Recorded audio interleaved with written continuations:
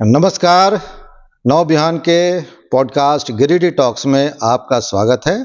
मैं हूं आलोक और मेरे साथ आज बातचीत करने के लिए गिरिडीह के उपायुक्त श्री नमन प्रेष लकड़ा जी हैं। सर, नव बिहान को अपना समय देने के लिए आपका बहुत बहुत धन्यवाद। जी, थैंक यू, धन्यवाद। सर, गिरिडीह में आए हुए आपको अब करीब 3 साल होने लग चल गए सर, और इस दरमियान आपने कई काम गिरिडीह में किए, गिरिडीह के लोगों को देखा, गिरिडीह को देखा, कई चुनाव आपने संपन्न कराए सफलतापूर्वक सर। तो गिरिडीह को एक उपायुक्त की नज़र से आप किस तरह से देखते हैं सर?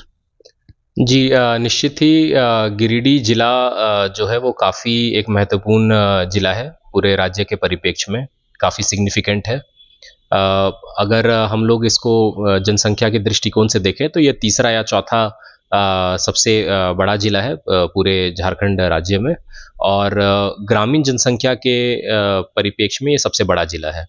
निश्चित ही जो भी कल्याणकारी योजनाएं हैं, विकास की जो योजनाएं हैं, कई योजनाएं जो हैं ये ग्रामीण क्षेत्र आधारित रहती हैं, और उस हिसाब से जो हमारा स्केल ऑफ ऑपरेशन है गिरिडीह जिला के लिए, ये पूरे राज्य में सबसे बड़ा हो जाता है। तो उस हिसाब से ये काफ़ी चैलेंजिंग है, और ये महत्वपूर्ण एक पहलू ये दर्शाता है गिरिडीह जिला को पूरे राज्य के परिप्रेक्ष्य में।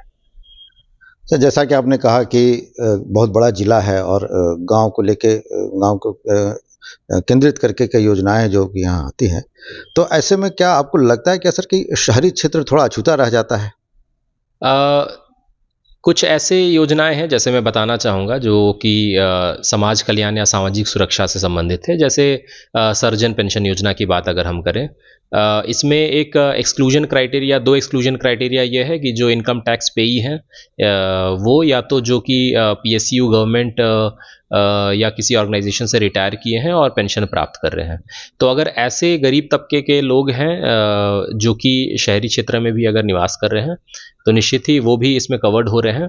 और जैसे कि झारखंड मुख्यमंत्री मैया सम्मान योजना, ये एक ऐसी योजना है जिसका कि स्केल ऑफ ऑपरेशन काफ़ी बड़ा रहा, और ये मुझे बताते हुए काफ़ी खुशी भी होती है कि गिरिडीह जिला में सबसे ज़्यादा नंबर ऑफ़ बेनिफिशियरी, सबसे ज़्यादा लाभुक हैं पूरे राज्य में। तो ये एक ऐसी योजना है जो कि निश्चित ही ये हमारे अर्बन क्षेत्र को भी, हमारे शहरी क्षेत्र को भी कवर करती है। कुछ अगर इस पहलू को देखें, जिससे कि अर्बन क्षेत्र, अर्बन एरिया जो थोड़ा अगर अछूता रह जाता है, तो वो जैसे है जो आवास की जो योजनाएं हैं, निश्चित ही आवास की जो योजनाएं पूर्व में जो प्रधानमंत्री आवास योजना थे या अब आवास योजना, वो ग्रामीण क्षेत्र में आधारित है, और शहरी क्षेत्र में जो पीएमएवाई अर्बन है, वो अभी पिछले कुछ सालों से वो सैंक्शन होकर लोगों तक नहीं मिल पा रहा है। तो वो एक ऐसा एस्पेक्ट है जिससे कि लोग अछूते जरूर रह जा रहे हैं। अदरवाइज अगर हम बात करें बाकी सिविक एम्यूनिटीज़ की, तो गिरिडीह नगर निगम जो है वो कुछ साल पहले नगर परिषद था। निश्चित ही नगर निगम बनने से कुछ इनको जो वित्तीय शक्तियाँ होती हैं या इनको जो आवंटन प्राप्त होता है, वो निश्चित ही थोड़ा बेहतर हुआ है। हम लोग ये ज़रूर एक्सपेक्ट करते हैं कि कुछ जो योजनाएं हैं जिससे कि शहरी क्षेत्र के लोग अगर अछूते रह गए हैं, तो उसको जो हाई लेवल कमेटी होती है नगर निकास एवं आवास विभाग की, उससे ये पारित हो जाए, और भारत सरकार से भी कुछ हम लोगों को अगर राशि प्राप्त होगी, तो शहरी क्षेत्र के लोग भी बराबर तौर पे लाभान्वित होंगे।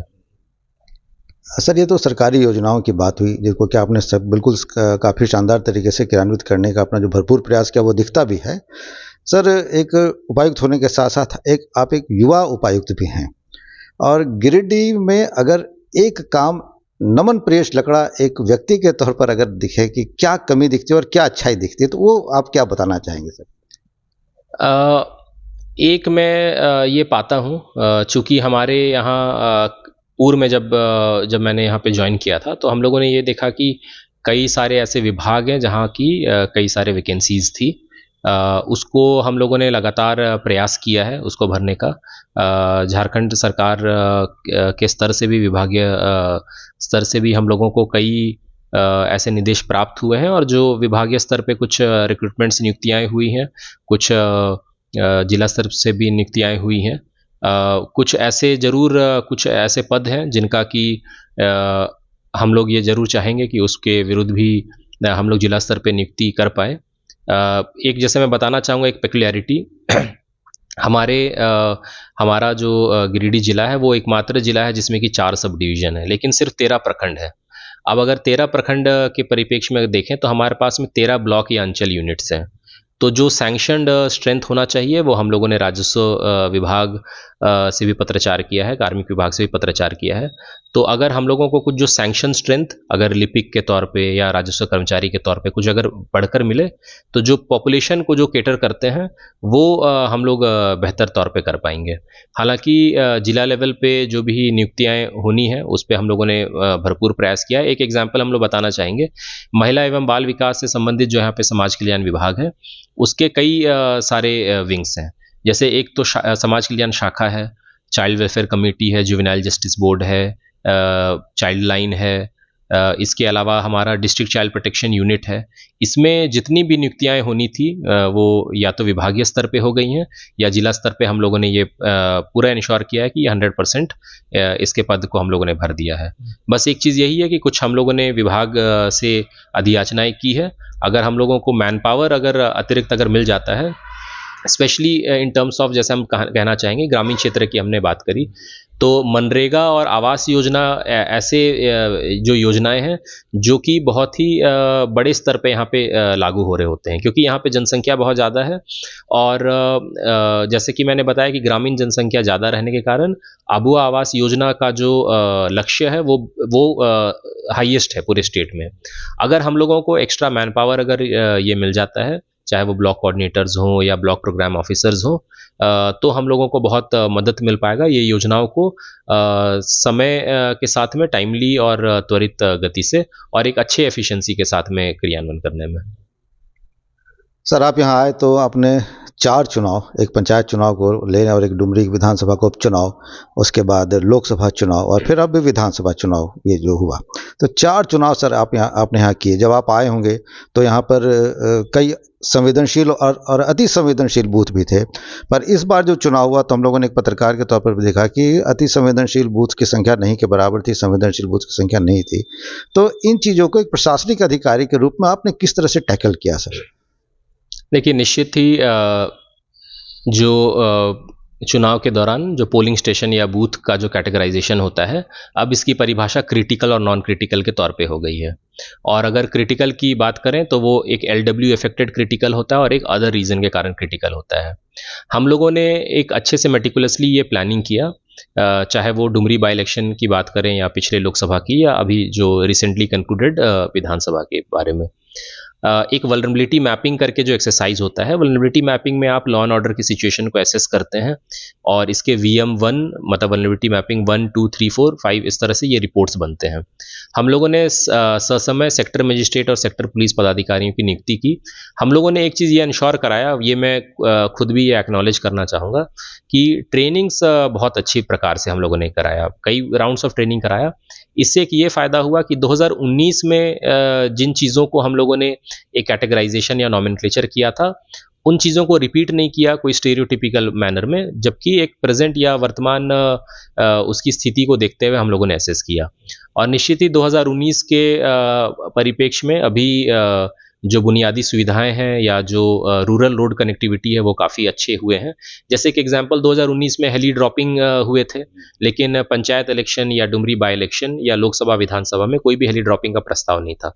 कनेक्टिविटी कहीं ना कहीं बहुत अच्छी हुई है। मोबाइल नेटवर्क कनेक्टिविटी के तौर पे भी हम लोग बता दें या इलेक्ट्रिसिटी के तौर पे भी बता दें, तो वो भी काफ़ी दुरुस्त हुआ है, जिसके कारण कि लोग पिछले लोकसभा से अपने क्लस्टर में न रुक के अपने पोलिंग स्टेशन पे भी रुक रहे हैं।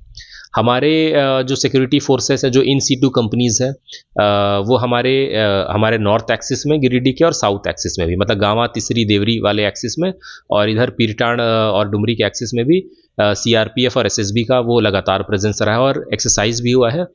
साथ ही जो एक सिविलियन के साथ में कॉन्फिडेंस बिल्डिंग मेजर्स का जो एक्सरसाइज रहता है वो भी अच्छा हुआ है।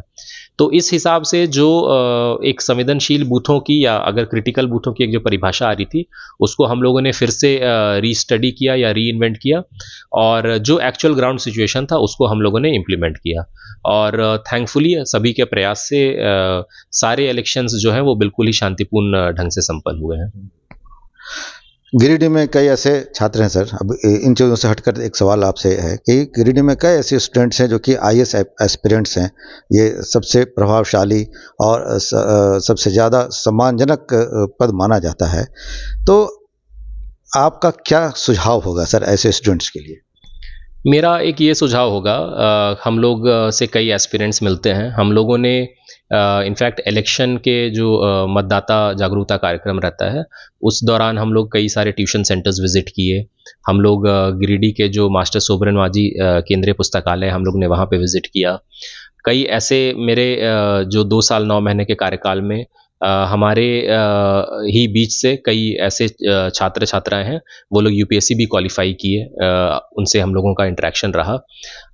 मैं उपायुक्त होने के नाते या भारतीय प्रशासनिक सेवा के पदाधिकारी होने के नाते लोगों को ये एक मैसेज देना चाहूँगा, और ख़ासकर ये गिरिडीह या जो ग्रामीण क्षेत्र हैं उनके विद्यार्थियों के लिए ये काफ़ी महत्वपूर्ण है कि हम लोगों को डिसएडवांटेजियस पोजीशन पे हम लोग हैं, ये नहीं सोचना है। ये बिल्कुल नहीं सोचना है कि हम लोग गिरिडीह में हैं और अगर रांची में रहते या अगर दिल्ली जैसे बड़े शहरों में रहते तो वहाँ पे हम लोग बेटर प्रिपेयर कर सकें, क्योंकि अब ये चीज़ें ऐसी हो गई हैं, चाहे किसी भी तरह के पुस्तक हो, प्रतियोगिता परीक्षाओं का, या मोबाइल का एक्सेस हो, जो कि आप ऑनलाइन बहुत सारे वीडियोस देख सकते हैं और कोचिंग क्लासेस आप ये ले सकते हैं जो सब्सक्राइब कर सकते हैं, या जो ऑनलाइन टेस्ट सीरीज़ वगैरह हो, तो सभी आप घर बैठे भी ये ले सकते हैं। थोड़ा एक डिफरेंस ये हो जाता है कि वहाँ के कोचिंग क्लास में फिजिकली आप वहाँ पे प्रेजेंट हो रहे हैं, या वहाँ का एक जो स्टूडेंट का एक माहौल है। अदरवाइज अगर कोई बहुत ही अच्छे से सिंसियरली अगर प्रिपेयर करना चाहते हैं तो वो कर सकते हैं। बच्चों को मैं यही बोलना चाहूँगा कि अपने अभिभावकों को आप लोग सबसे अच्छे मित्र मानिए, और अभिभावकों, आपके जो भी पेरेंट्स कह रहे हैं, आपके जो घर वाले जो आपको गाइड कर रहे हैं, आप लोग उनका सलाह ज़रूर लीजिए और ईमानदारी से प्रयास कीजिए। कहीं न कहीं लोगों के प्रयास में ईमानदारी की कमी रह जाती है, तो वो कमी नहीं लाना है और बड़ा सोचना है। कई बार लोग यूपीएससी को एक बहुत ही बड़ा एग्ज़ाम के तौर पे वो मान लेते हैं और एक मेंटल ब्लॉक एक एस्टैब्लिश कर लेते हैं। ये बिल्कुल ऐसा नहीं है। यूपीएससी एक ऐसा एग्ज़ाम है जो कि सबको बहुत ही बराबर प्लेटफ़ॉर्म देता है, क्योंकि इसके सिलेबस लगातार चेंज हुए हैं। तो मुझे ये लगता है कि ग्रामीण क्षेत्र से भी अगर आए हैं और उनका बेसिक्स अगर अच्छा है और अगर वो एक ईमानदार प्रयास करेंगे तो वो ज़रूर इसमें सफलता प्राप्त कर सकते हैं। सर, आज के इस इंटरव्यू का एक आखिरी व्यक्तिगत सवाल है थोड़ा सर। नमन परेश लकड़ा को अच्छा क्या लगता है, हॉबीज क्या है? हमने आपको सर गाना गाते सुना है कई दफ़ा, आपको क्या अच्छा लगता है, आपकी हॉबीज क्या है? जी, थैंक यू इस सवाल के लिए। गाना गाना तो अच्छा ये लगता ही है, और स्पोर्ट्स में मेरी बहुत रुचि है। मुझे बताते हुए काफ़ी ये गर्व महसूस हो रहा है कि हमारे जो इंडोर स्टेडियम है, गिरिडीह इंडोर बैडमिंटन स्टेडियम, पहले वो एक स्टेडियम हुआ करता था, लेकिन विभाग के प्रयास से, गवर्नमेंट के प्रयास से और जिला प्रशासन का भी इसमें कुछ प्रयास रहा है। हम लोग का टोटल 3 इंडोर स्टेडियम बन चुका है, और हम लोगों ने अभी पूरे स्टेट चैम्पियनशिप कम ट्रायल ऑर्गेनाइज कराया बहुत ही सक्सेसफुली। तो बहुत ही वो नेशनल इंटरनेशनल स्टैंडर्ड का इंडोर बैडमिंटन कोर्ट है, जिसमें कि हम लोग प्रतिदिन वहाँ पे जाते हैं और खेलते भी हैं।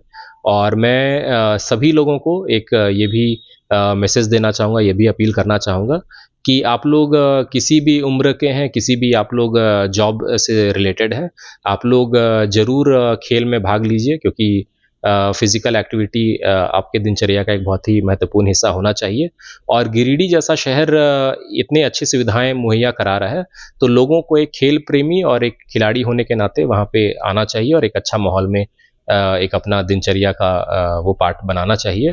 तो ये हम लोगों के लिए एक बहुत ही एक गर्व की बात है। और अगेन मेरे हॉबीज़ ये बैडमिंटन है, और जैसा कि आपने बताया कि गाना गाने का भी वो शौक़ है, और ये मैं ट्राई करता हूँ। बहुत इसमें पारंगत तो प्राप्त नहीं है, या मैंने कोई एक ऐसी कोई फॉर्मल इसमें ट्रेनिंग नहीं ली है। हमने आपको सुना सर, आप बहुत अच्छा गाते हैं। जी, थैंक यू फॉर दैट। मैं यही एक मैसेज देना चाहता हूँ छात्र छात्राओं को कि कोई भी प्लेटफॉर्म अगर मिले तो वो प्लेटफॉर्म में वो कोशिश करना चाहिए कि हम अपने जो भी लिमिटेड स्किल्स है उसको कैसे हम और निखार सकेंगे, और एक इससे एक बेहतर एक माहौल एस्टैब्लिश करने का भी एक मौका मिलता है। तो मैं चाहूँगा कि चाहे यूपीएससी एस्पिरेंट हो, चाहे कोई भी हो, वो अपने हॉबीज़ और इंटरेस्ट को लेके इसको परस्यू करें। सर, आपने अपने व्यस्ततम क्षणों में अपना समय निकाल कर हमें दिया, इसके लिए आपका बहुत बहुत धन्यवाद। जी, थैंक यू। ये थे गिरिडीह के उपायुक्त नमन प्रेष लकड़ा, जिन्होंने कई बिंदुओं पर, कई एस्पेक्ट्स पर हमारे साथ खुलकर बात की। आगे भी हम आपको ऐसे ही कुछ शख्सियतों से मिलाते रहेंगे। देखते रहिए नव बिहान और नव बिहान का गिरिडीह टॉक्स। धन्यवाद, नमस्कार।